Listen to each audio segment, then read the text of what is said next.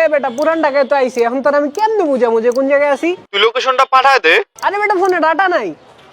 এই বড় ভাই, ফ্রেন্ডে কেমনে বুঝামু যে কোন জায়গায় খাড়ায় রইছি? ভাই গলির ভিতরে আছে এটা বুঝাবেন কেমনে? এখন গুগল ম্যাপ থেকে লোকেশনটা পাঠিয়ে দেন। ভাই মোবাইলে ডাটা নাই ভাই। ভাই এটার জন্য কিন্তু আপনার ফোনে কোনো ডাটা থাকা লাগবে না, মোবাইলের ডাটা অন থাকলেই হবে। প্রথমে চলে যাবেন গুগল ম্যাপ অ্যাপে, তারপর আপনার লোকেশনটা ট্যাপ করবেন, ট্যাপ করে নিচে গেলেই পাবেন আপনার প্লাস কোড নাম্বার।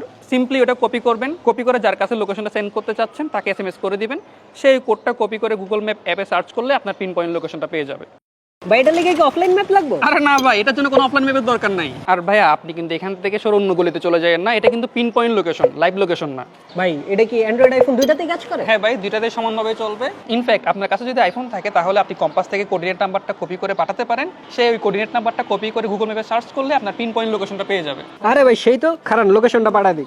এ বেটা লোকেশন পাঠাইছি, জলদি দেখ। আরে এটা তোমার বাসার পিছের গলি। তাহলে জলদি আয়।